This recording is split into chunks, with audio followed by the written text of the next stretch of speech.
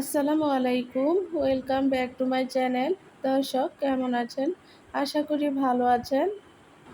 আজকে বরাবরের মতন নতুন নতুন রেসিপি নিয়ে আপনাদের মাঝে আমি চলে এলাম।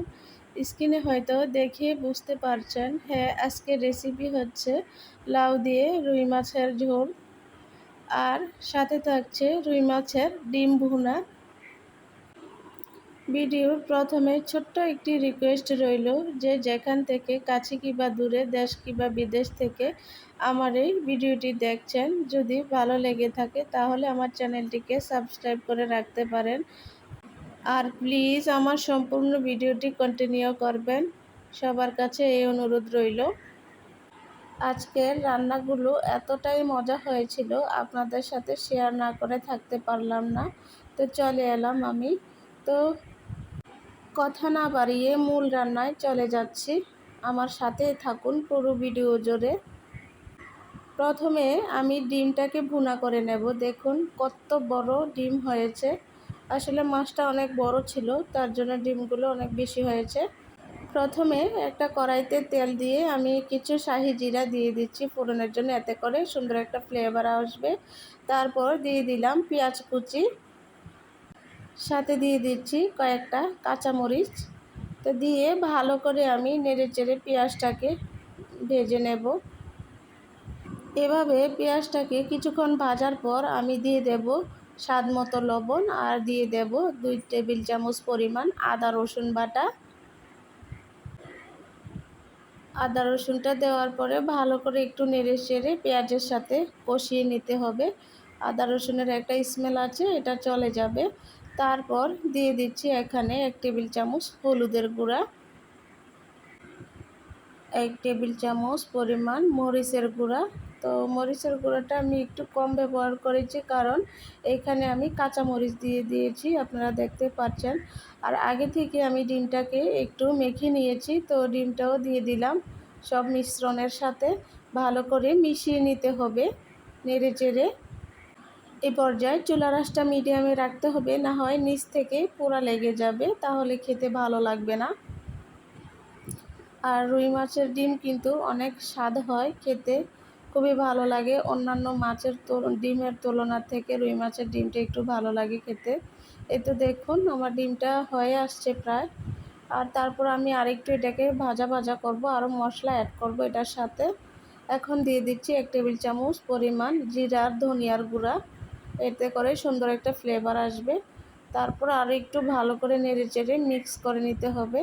তার মাঝে আমার ডিম ভুনাটা হয়ে গেছে, দেখুন কতটা সুন্দর হয়েছে। এখন চলে আসলাম লাউ রান্না করতে, তার জন্য আগে আমি মাছগুলা ভেজে নেব।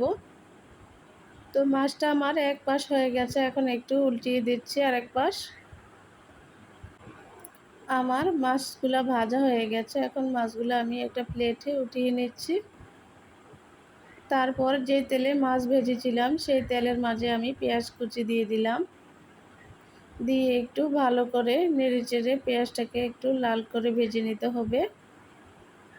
তো পেঁয়াজটা ভেজে নেওয়া হয়ে গেছে, এখন একটু পানি অ্যাড করে দিলাম। তারপর দিয়ে দিচ্ছি এখানে 2 টেবিল চামচ পরিমাণ আদা রসুন বাটা। এখন দিয়ে দেব 1 টেবিল চামচ পরিমাণ হলুদের গুঁড়া, আর 1 টেবিল চামচ পরিমাণ মরিচের গুঁড়া। তারপর দিয়ে দেব 4-5টে কাঁচামরিচ, মাঝখান থেকে আমি চিড়ে নিয়েছি। এখন একটু নেড়েচেড়ে মশলাটাকে কষিয়ে নিতে হবে। আজকে আমার খুবই ভালো লাগছে, কারণ আজকে আমার ছেলে বাজারে গিয়েছিল, ওই মাছটা কিনে এনেছে।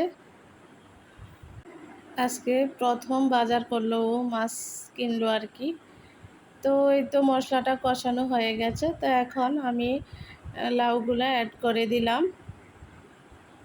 মশলার সাথে ভালো করে লাউ মিশিয়ে দিতে হবে, একটু নেড়েচেড়ে। এখন আমি পানি অ্যাড করব না, কারণ লাউ তো এমনিতেই পানি ওঠে। আর অন্য একটা ভিডিওতে আপনাদেরকে আমি দেখিয়ে দেব আমার ছেলে কি কি মাছ কিনে এনেছে আজকে। এখন লাউটাকে একটা ঢাকনা দিয়ে আমি ঢেকে দেব। কিছুক্ষণ পর আবার ফিরে আসলাম। তো এই তো দেখুন লাউ থেকে অনেক পরিমাণে পানি উঠে গেছে। আমি তো প্রথমে বলেছিলাম এখানে পানি অ্যাড করা যাবে না। তো আরেকটু ভালো করে আমি নেড়েচেড়ে দিচ্ছি।